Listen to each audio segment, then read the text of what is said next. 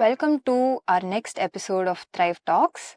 And this one is with Deepthi Ravichandran, who is a dance movement therapy facilitator. We are at the episode of Move to Heal. So, Deepthi, I'm going to dive right in. Yes. How do you think athletes can use movement or rather dance to heal? Healing is a two-step process, and in fact, it's a multi-layered process. But when we're talking about healing, we're talking both about emotional and physical healing. Absolutely. And when it comes to dance movement therapy, we work with both in tandem. So you must have worked with athletes, and there is a certain level of talk therapy that goes in. There's a certain level of counseling that happens. But beyond that, if you need to heal from a certain process, Absolutely. it is stored in our body. All these emotions, all this loss, the grief or trauma is stored in the body. Yeah. And it manifests in so many different ways. Yeah. And one sure short way of releasing those emotions is by moving your body. Correct. Is how does moving help release these emotions, you can ask.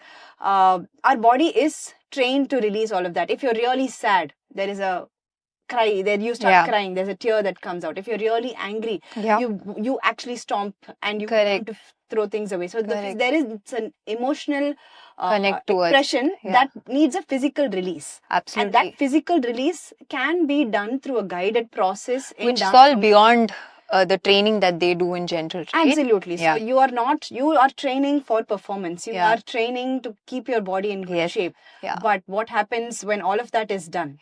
There's still something else there. And for that, you need a guided experience which is focused on your particular state of being, your emotional state of being. And for that healing to happen, your body can start moving in a flow state. What we call a flow state is when you're creatively letting the body be without giving it an instruction to move or train in a certain way. And when you let that body do its movement or job, there might be a need that comes up. And when that starts, the healing process begins. Brilliant. Lovely. Yes. Amazing.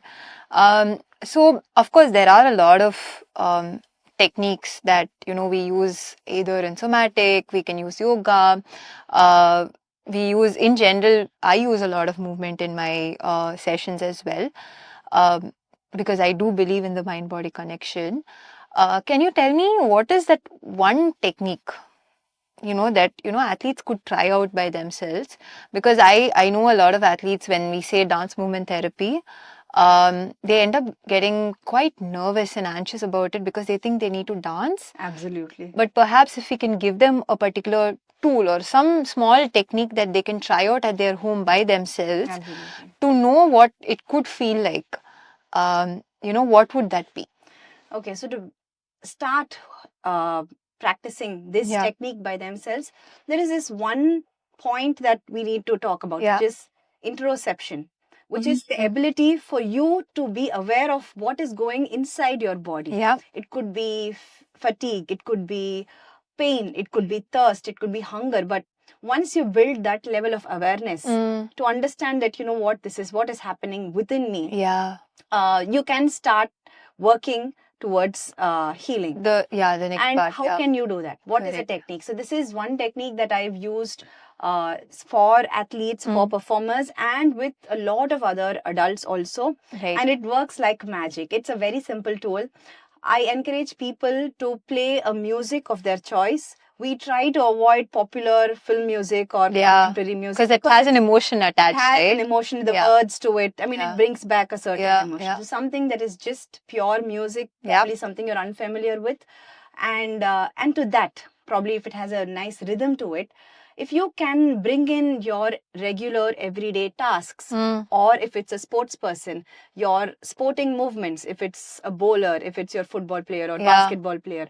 So if you could take in those movements and start moving to the song. Without the actual equipment, without right? The actual equipment. Just yourself, body, the music, and probably just act it out. Yeah. Right? Move it out. Like express it. Pretend. Yeah. So when you start pretending, even if you don't feel like, comfortable by doing it, close yourself off. Yeah. Try to do this alone. Yeah. And if you can start moving, bring in multiple movements that you do through the day, your training process, your exercises. Yeah. No real structure, not forced. Yeah. It doesn't have to be perfect. Yeah. It really doesn't have to, flow up through a certain pattern. Yeah. Just let it flow. Yeah. And if your body can enjoy the movement alone, yes, absolutely, without any pressure of performance, you will start enjoying that aspect. Absolutely. And your body will rewire itself and find new pathways to deliver better the next time.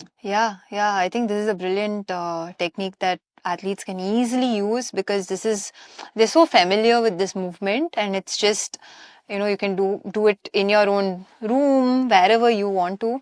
Yeah, I think this is quite brilliant. Geetha, the beauty of it is that while probably someone is doing it, say if it's a tennis player, and they're doing this particular, somewhere in between, that beauty they get into the flow state. They get into the flow state, and somewhere they themselves, with their body's wisdom, start realizing that probably this is something that I have been doing correctly or not correctly. Probably this is something that I can add. So all of that happens in that self-reflection happens. In between space, when you're not judging yourself and critical, but you're moving. Your body is in that flow state. Correct. So it's very important to try it out.